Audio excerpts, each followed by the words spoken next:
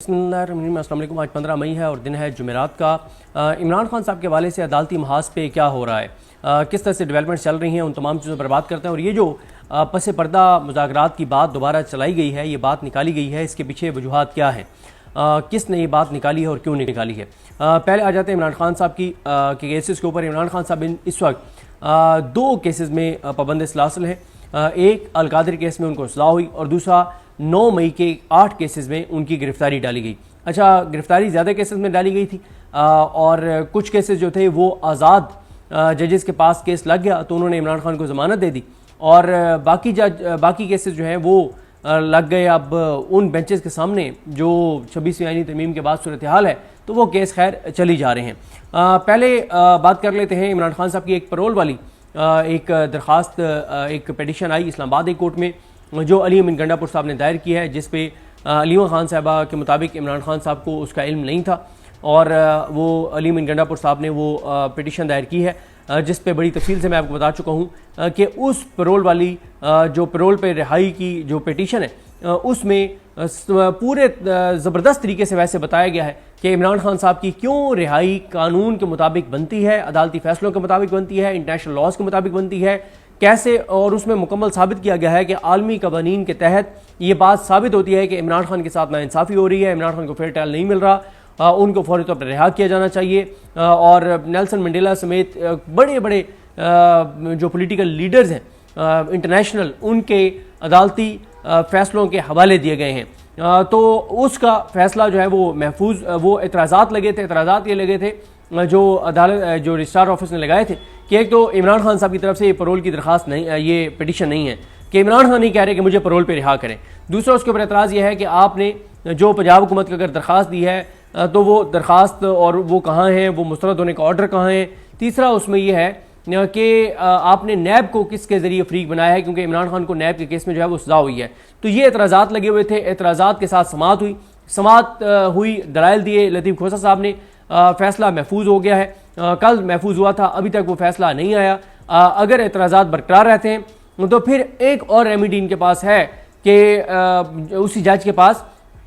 जा सकते हैं जिसने ये ऑर्डर किया है, क्योंकि इस तरह की एक पहले एक केस आया था जो मज़ाहिर अकबर नकवी साहब के बेटे हैं मुस्तफ़ा नकवी साहब, वो बड़े लायक वकील हैं, उन्होंने इस्लामाबाद हाई कोर्ट में एक केस में ये एक फैसले का हवाला दिया था जिसमें chief justice Islamabad high court justice Aamir Farooq ने ये किया था कि उन्होंने पहले इसी तरह से एतराज़ात लगे थे रजिस्ट्रार ऑफिस के, उन एतराज़ात को बरकरार रखा गया था, लेकिन फिर दोबारा उनके पास से एक एप्लीकेशन आई कि आप अपने वो एतराज़ात वापस ले लें और फिर उन्होंने वो एतराज़ात वापस ले लिए। तो इस तरह का एक फ़ैसला जो है वो मौजूद है जिसके ऊपर दलाइल भी मुस्तफ़ा नकवी साहब ने दिए थे कि जो जज है वो वापस ले सकता है वो एतराज़ात जब दोबारा उसके पास एप्लीकेशन आए। तो बहरहाल ये एक रेमेडी है, लेकिन बहरहाल इस के ऊपर तो अभी ये नहीं लगता कि पैरोल वाली के ऊपर कोई बहुत बड़ी डेवलपमेंट होगी। उसकी वजह यह है कि वाज़ेह तौर पर नज़र ये आ रहा है कि इमरान खान साहब शायद मैं असेस कर रहा हूँ, मेरे पास इंफॉर्मेशन नहीं है, क्योंकि ठीक है कि एक तरफ ये कहा जा रहा है कि इमरान खान साहब को पता नहीं है, लेकिन जो अभी गौर साहब की भी इमरान खान साहब से मुलाकात हुई है और गौर साहब की इमरान खान साहब से मुलाकात हुई है, कुछ उनकी बाकी लोगों से अलहदगी में भी बातचीत हुई है। देखिए, इमरान खान साहब अपनी रिहाई के ऊपर नहीं कह रहे कि आप तहरीक चलाएं, ना इमरान खान साहब ये कह रहे हैं कि अपनी रिहाई के ऊपर वो कोई अपनी रिहाई को तरजीह पे नहीं रख रहे। इमरान खान का सारी लड़ाई इस वक्त पाकिस्तान में आइन की बहाली पर है और कानून की बहाली पर है, इंसानी हकूक़ की पामालियों को रोकने पर है और जो बेगुनाह असीरान हैं उनकी रिहाई पर है। इन तमाम चीज़ों पर इमरान खान साहब का फोकस है। अब इस वक्त अगर हम बात करें कि ये पैरोल वाली जो पिटीशन है, इसमें मैं बड़ी तफसील से बात कर चुका हूँ कि मुझसे अगर आप पूछें तो इमरान खान साहब जो हैं अगर इस एप्लीकेशन पे पैरोल पे आ जाते तो कम से कम इतना ज़रूर हो जाएगा कि इमरान खान साहब जहाँ भी बाहर आकर बैठेंगे, चाहे बनी गाला बैठें, चाहे ज़मान पार्क बैठें, ठीक है, वो जलसों से एड्रेस नहीं कर पाएंगे, वो मीडिया से बात नहीं कर पाएंगे, लेकिन कम अज़ कम अपनी पार्टी की इंटरनल चीज़ों को 2-4 महीने जब तक उनकी बाकी फैसले नहीं होते अदालतों से, तो वो कम अज़ कम पार्टी की इंटरनल चीज़ों को बेहतर कर सकते हैं, तंजीम को बेहतर कर सकते हैं। अभी तो PTI की तंजीम आपके सामने जो हशर नशर उसका हो चुका है, लेकिन खैर ये फैसला इमरान खान साहब का है, ये फैसला पार्टी का है, उनकी पार्टी का कि वो क्या सोचते हैं। पार्टी का क्या, मेन तो इमरान खान का है कि वो पैरोल पे बाहर आना चाहते हैं या नहीं आना चाहते।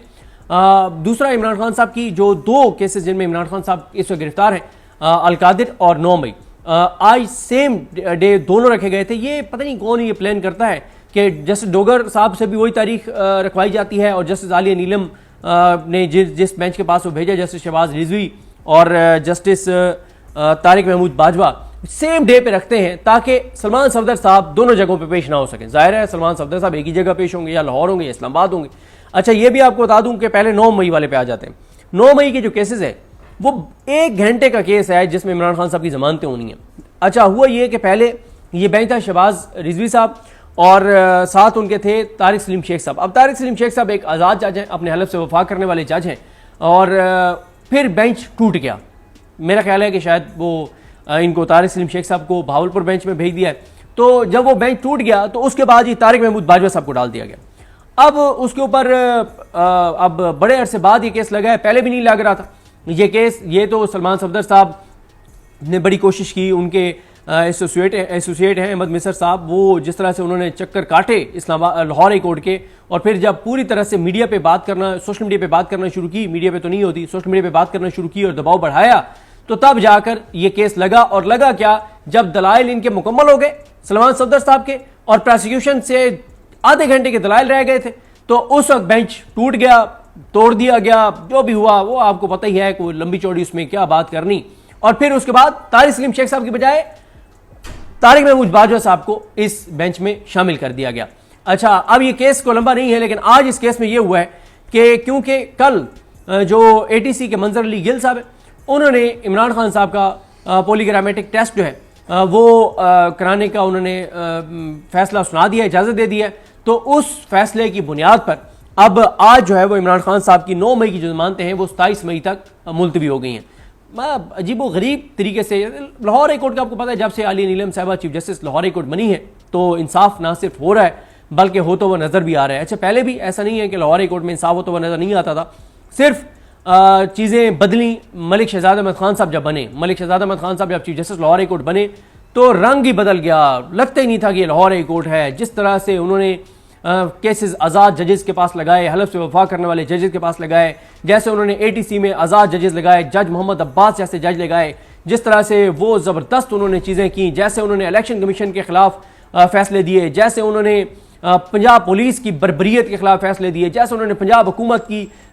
जो बर्बरियत थी उसके ऊपर फैसले दिए, जैसे उन्होंने मतलब लगता था कि यार पाकिस्तान के अंदर कोई अदालत आ गई है, लगता था कि पंजाब वालों के भी कोई नसीब जागे हैं। और जैसे इस्लामाबाद हाई कोर्ट में मोहसिन अख्तर कियानी साहब, बाबर सत्तार साहब, इजाज इसा खान साहब, जहांगीरी साहब और समर रिफत इम्तियाज साहबा